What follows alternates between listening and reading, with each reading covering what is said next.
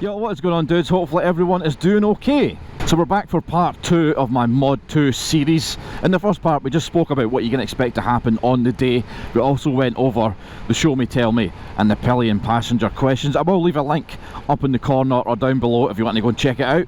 So I thought what we'd talk about on this episode is observations and road positioning.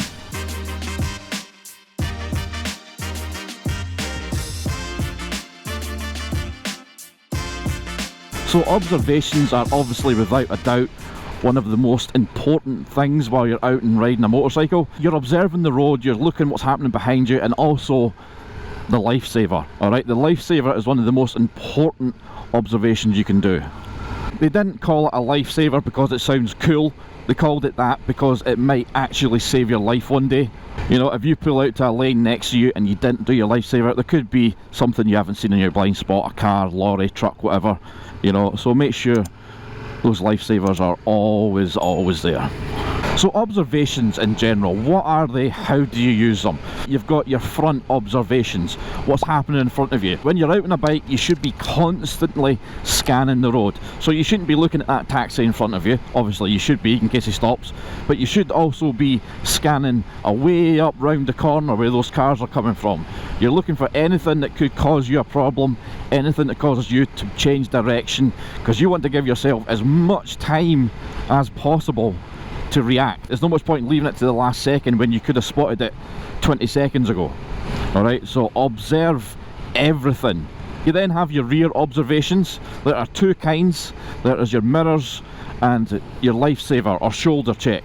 So not only should your mirrors and your lifesavers be used throughout your Mod 2 test, they should be used whenever you're out on the road. Alright, you should be constantly using them. But how do you use them? What's the correct method? Do you just randomly look at them and randomly do blind spot checks? No, there is a set way to use them. If you drive a car, I'm sure you'll be familiar with mirror checks. Whenever you have to speed up, slow down, change gear, all that sort of stuff, you have to do all that while learning to drive a car. It's kind of the same with the motorbike, but obviously you don't have to check your mirror every time you change gear. So you want to be using your mirror checks every time you have to do something with the motorbike, i.e. speed up, slow down, change direction. So before you speed up, you do a mirror check. Not just one mirror check, both mirror checks. Before you slow down, do a mirror check. You also have, well, what I like to call is random checks. If you look at the highway code, they recommend that you do them every 8 to 10 seconds. So if you said every 10 seconds, you'll be fine. I mean, don't sit and go, right, there's my mirrors, 1, 2, 3, because then you're taking all the concentration off of riding. Just make sure you're doing it, you know, regularly. But one thing I would suggest you get used to doing is when you check your mirrors, physically move your head. Alright, like right now I can look at my mirrors without moving my head too much. I can even just use my eyes. But somebody behind me, you know, a car behind you or your examiner on test day, he can't see you doing that. You know, even though you're checking your mirrors, you're making sure that you're safe behind you, he can't see that you're doing that. So what to do is use your chin as a reference. So point your chin towards the mirror you're looking at and make it obvious. You know, it doesn't take long. It's not like it's going to be a 3 or 4 second process, because it's not. It's like a split second process. Mirror, mirror. Your chin, your nose, whatever it is, you know, the centre of your face pretty much at the centre of the mirror. Make sure that he can see that big head movement. If he can see you doing that regularly throughout your whole test, you'll be absolutely fine with the random mirror checks. So you use them every 10 seconds, you use them before you speed up, you use them before you slow down. So if you drive a car, I'm sure you'll be familiar with the phrase mirror signal manoeuvre. It's exactly the same on the motorbike, except it's slightly longer. We call it OSM PSL, so it's observation signal manoeuvre, position, speed, look. Alright, so observation, you're checking your mirrors. So you check your mirrors before you do anything. So if you need to signal, you check your mirrors first. Don't signal, then check your mirrors, because you could have just gave a false signal. There could be somebody to your right or to your left and you've just signalled. Alright, so check your mirrors first. But the one thing that I cannot emphasise enough, make sure between that signal and manoeuvre you do a lifesaver. Personally for me, I think that should be in that little phrase somewhere, because it's not very clear that you have to do a lifesaver between the signal and the manoeuvre. It just says observation, signal, manoeuvre, when really it's observation, signal, lifesaver, then the manoeuvre. So just make sure that when you're doing your observations before you move anywhere, we'll go over this in more detail when we talk about positioning shortly, whether it be changing lanes, whether it be turning left or right, junctions, traffic lights, roundabouts, whatever it is, that lifesaver must be used. How would you use observations in a real world scenario? Use your mirrors first. So you do observation, you would signal, you would use your lifesaver, you'd then do your manoeuvre. So that's your OSM.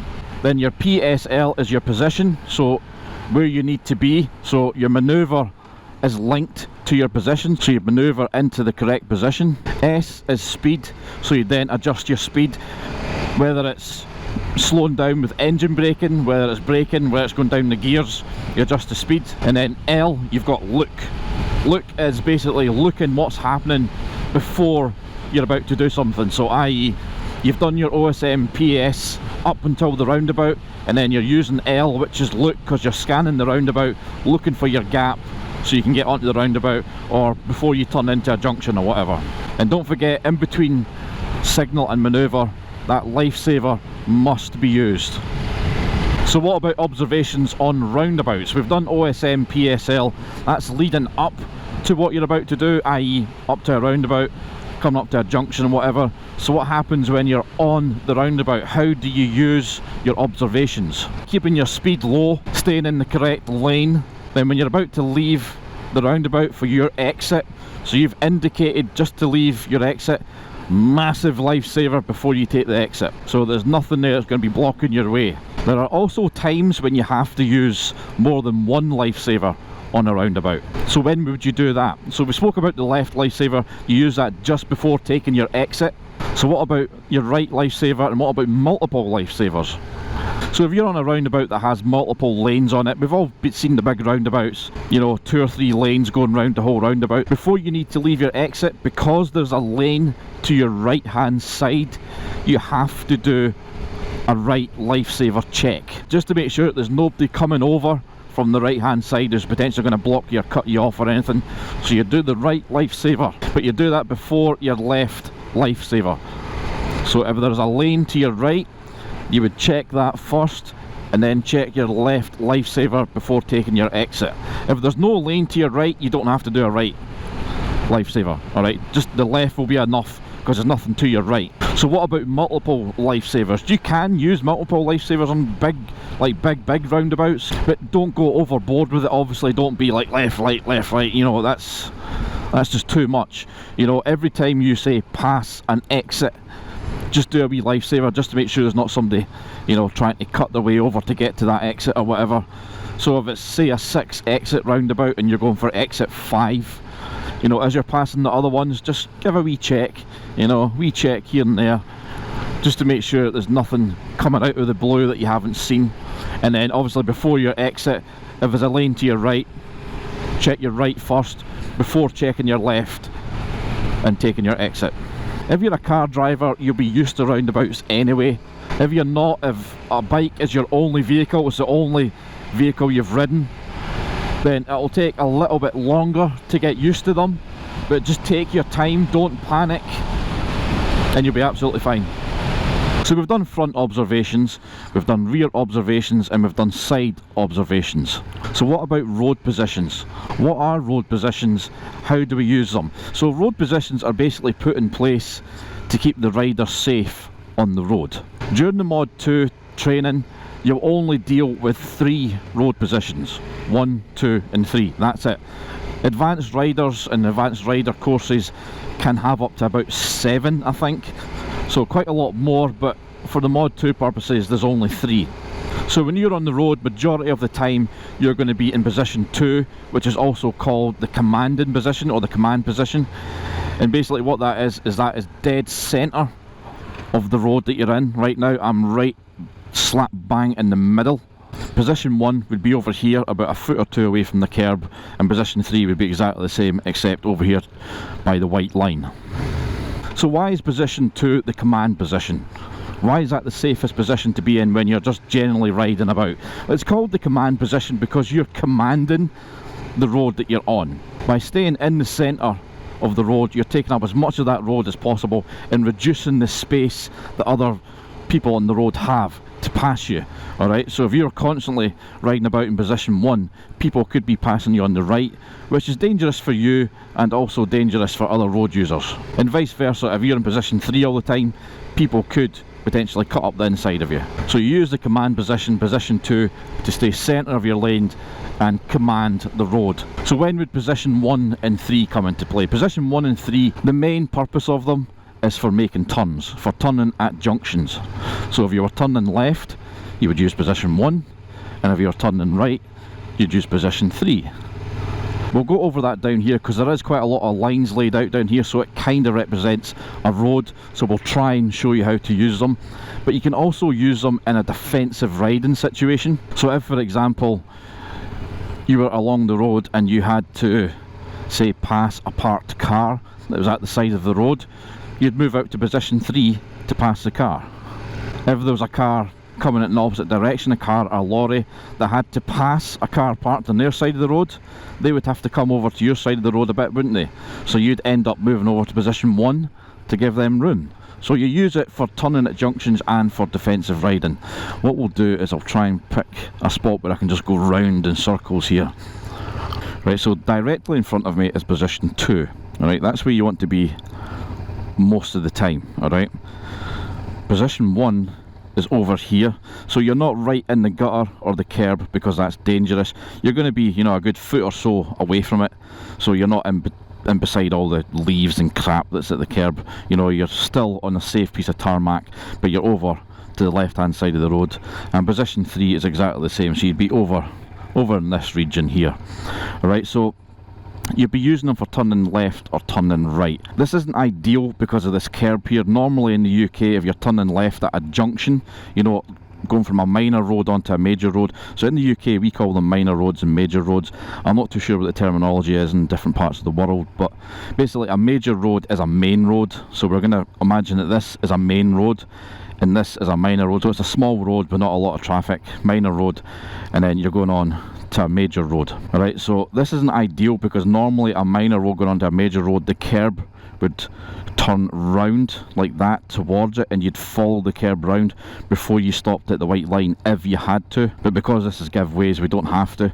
But if I can't show you it here, we'll go out on the road and I'll show you it a bit better. But what we'll do is we'll start doing a few circles and I'll go over what it is you need to do when turning left at right. And we'll also do it going along a main road or a major road, turning right and turning left. I just want to make sure there's no learners about because this is a learner hotspot as well.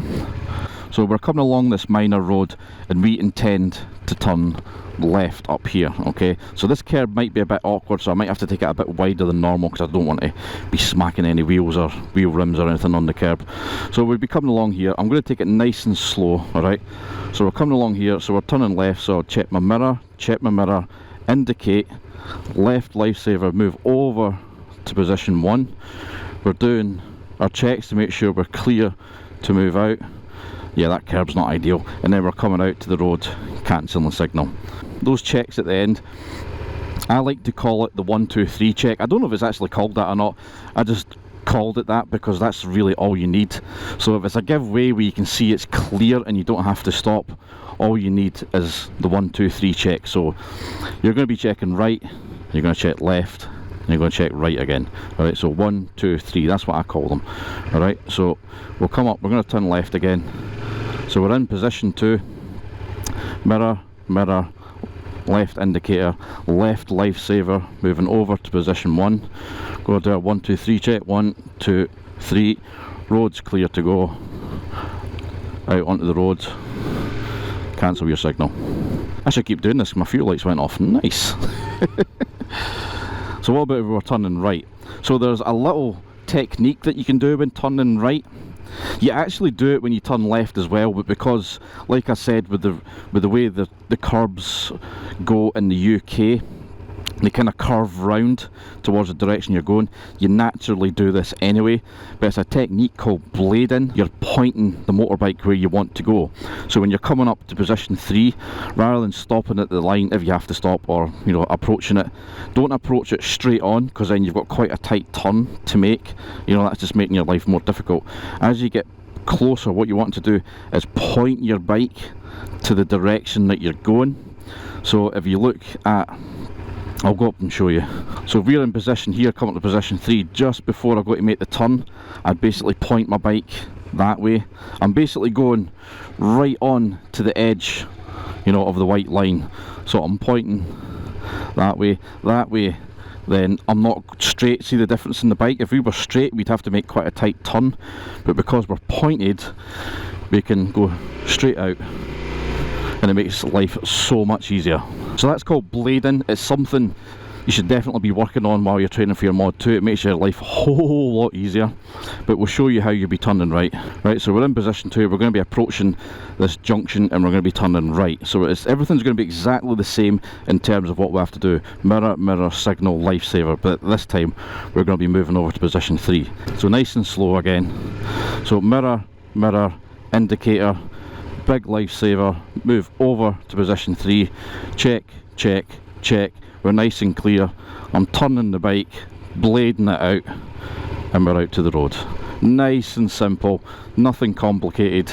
If the bike keeps on moving, it's easier to get out at junctions, especially turning right, but if you have to stop, blading makes it so much easier. So if we were coming up here, say it was a stop sign or the traffic was busy, we'd done all our checks, we were here waiting, right, it's nice and clear because we're stopped, but because we're angled, it's just so much easier. Nice and clear, and we're out. So much easier. So even if you have to stop, learning to blade makes things so much easier. But I can't really show you it from the left because of the curbs here, but when we go back out on the road, I'll find a few left hand turns and I'll show you exactly what I mean. You blade without thinking about it. You naturally do it because you're in position 1, so you really blade when you're turning left and right, but learning to blade properly when turning right at junctions or moving out onto a major road anyway makes all the difference. But if you're on a major road, what do you do? What we'll do is we'll go up here and we'll show you. The principle is the same with checks, road positioning, but obviously you don't have to worry about blading or anything like that.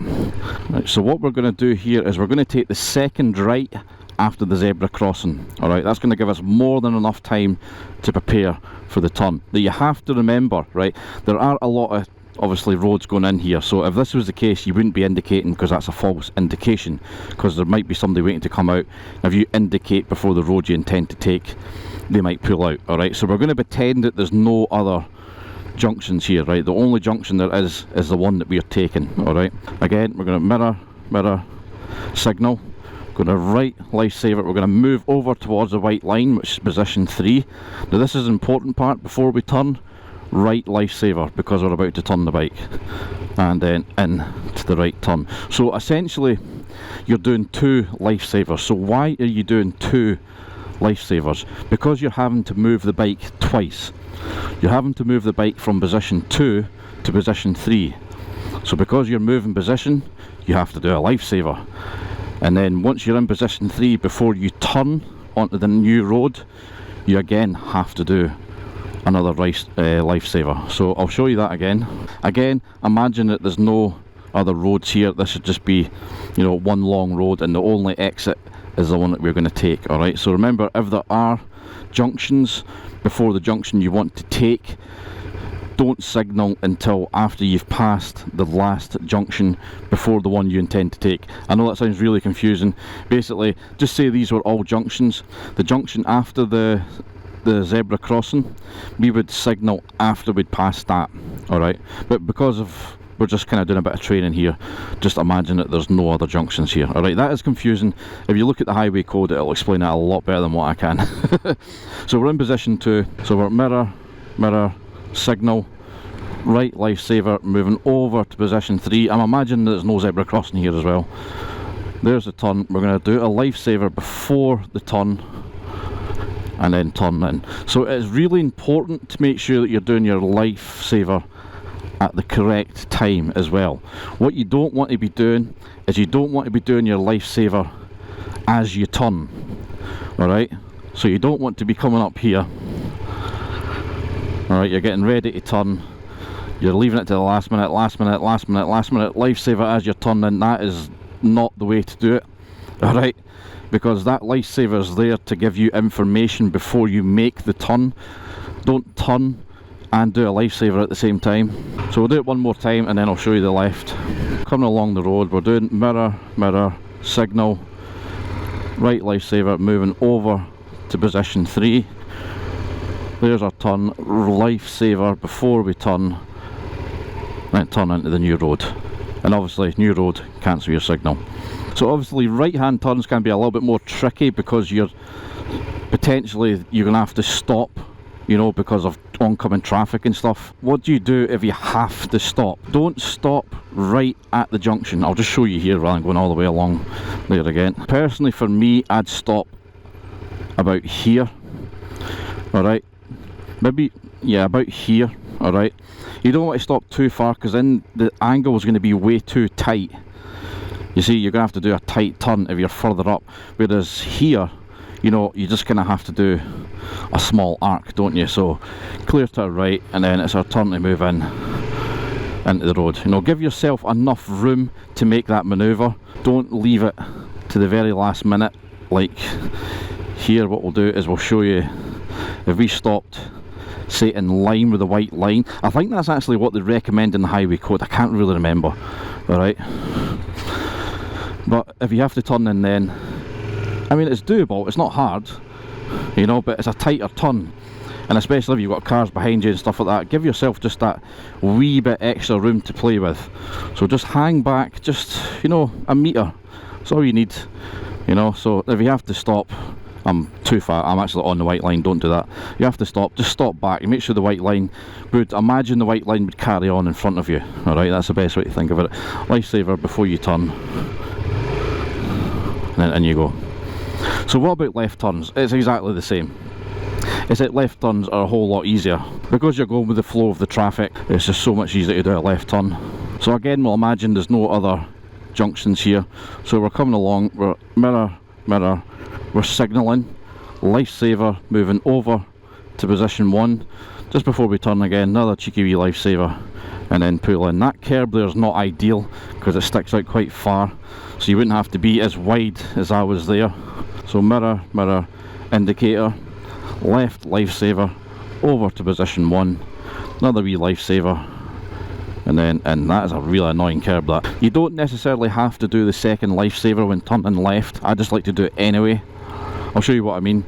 So mirror, mirror, signal, left lifesaver, over to position 1, another wee left lifesaver, and then in.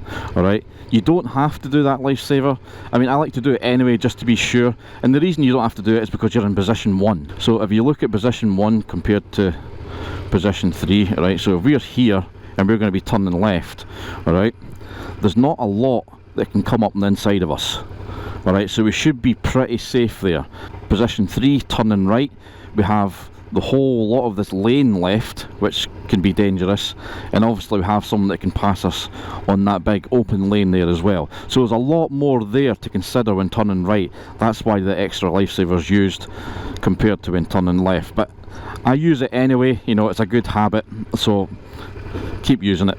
One other thing I would suggest you do for stuff like this, try and find a car park like this. Alright, try and find a car park and come down here and practice. And the other good thing about this as well is for doing things like this, it's good to get your slow control as good as you can get it. You know, your slow control where you're in and out of the clutch, you know, everything's moving like that. It's not moving like that. You know, your clutch is in and out and your throttle's doing that. You know, get your slow control as good as it can be. Alright, and coming down here where it's safe to do so is the perfect place to practice. You know, if you have the opportunity to do that, definitely do it. So that's how you're going to be using positions. Alright, position 1, position 2 and position 3.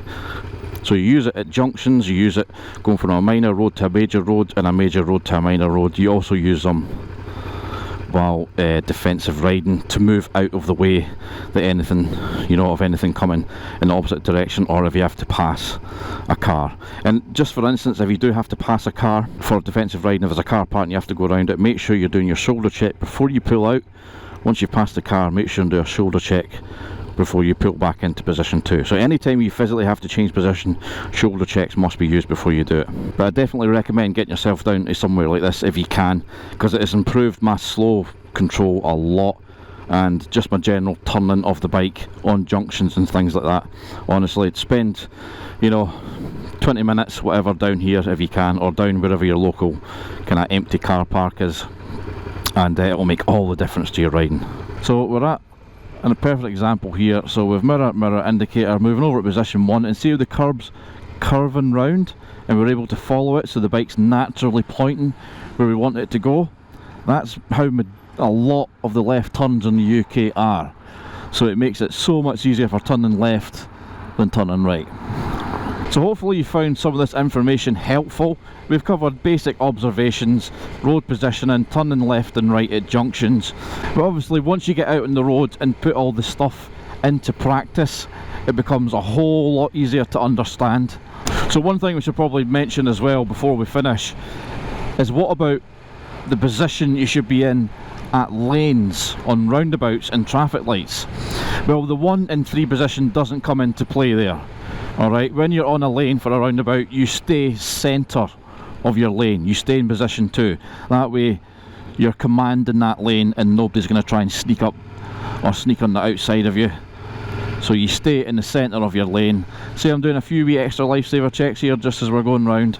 Lifesaver before we leave, and on to our new road. So observations and road positioning is something that you're always doing while you're out on a bike. No matter where you go, it's something that's just there. You have to do it.